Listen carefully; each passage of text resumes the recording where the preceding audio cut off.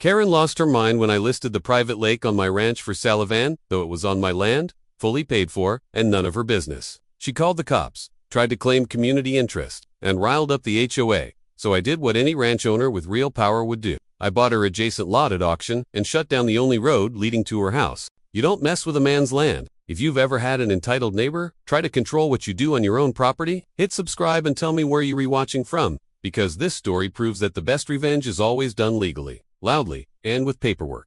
My name is James Walker, and I own a 20-acre ranch just outside of town. Open skies, tall grass, 2 barns, and a private lake nestled at the rear edge of the property, surrounded by willow trees and birdsong. I bought it after 20 years of shift work as a paramedic, finally cashing in my pension and deciding I wanted peace, not pressure. My daughter Kaylee lives here with me on weekends, and the lake's her favorite part. It's where she learned to skip rocks, catch her first fish, and even named the turtles that sunbathe on the rocks. The lake wasn't just a body of water, it was memory, healing, and sanctuary. But unfortunately, peace has a predator, and hers war. Big sunglasses drove a luxury SUV and called herself President Karen, the head of the local HOA that governed the small suburban development bordering my ranch's eastern edge. Technically, my land isn't under the HOA, it never was. But that didn't stop Karen from acting like it belonged to her. She'd drive past the cattle gate twice a week, slow roll her tinted car by the tree line, and once even slipped a typed letter into my mailbox without postage, warning me that my unregulated land use may conflict with community values.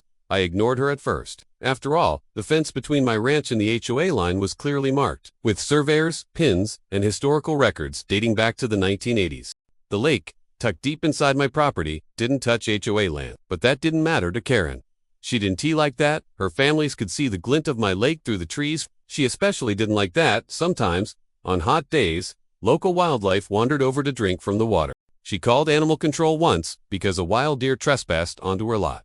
They laughed. I didn't. I knew Karen wasn't done, and I was right. One day, I casually mentioned at the local farmer's market that I might sell a portion of my land, just the lake, with a private entrance through a side road, nothing touching the HOA zone. Word traveled fast. 2 days later, Karen came storming down my long gravel driveway in yoga pants, in fury, accusing me of trying to turn the lake into a public swamp, which made no sense. I told her calmly that I was listing the lake parcel as private recreational property with strict use conditions. That was too much for her. She said she'd called the police. I laughed. She did. The sheriff arrived later that afternoon, asked to see my land titles, shook his head when I handed him the files, and apologized for wasting my time.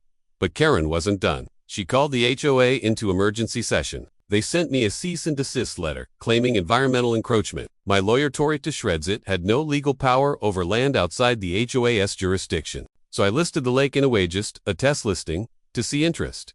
And then came the flyers. Karen walked door to door, passing out fear-mongering leaflets. Stop the lake, sale, protect our families. She claimed I'd build a resort, bring in traffic, noise, pollution. It was all lies. The final straw? She hired a drone to fly over my property and take photos. That violated 3 state privacy laws. I sent her a warning.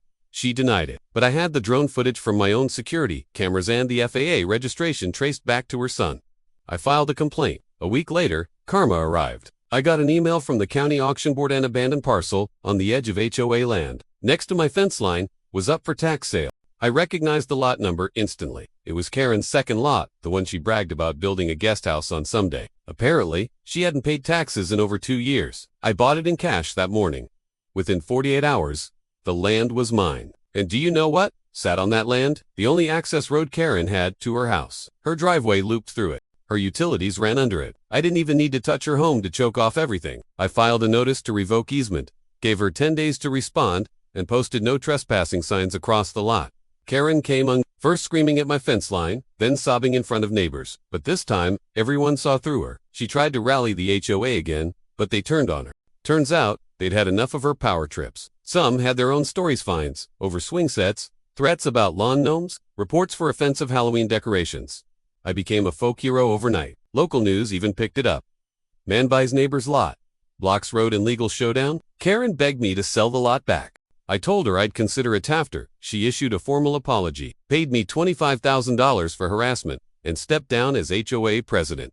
She refused, so I paved a new path through the edge of the lot and leased it to the city for emergency vehicle access only. Karen now has to park 3 streets down and walk through a public trail to reach her front door. Her lot value dropped by nearly 40%. And the lake, still mine, still quiet, still not for sale. Kaylee and I sit on the dock sometimes and laugh about it all. She once asked me why grown-ups like Karen act that way. I told her, some people need power to feel important, but the ones who really have power don't need to prove it. They just own the land under the fight.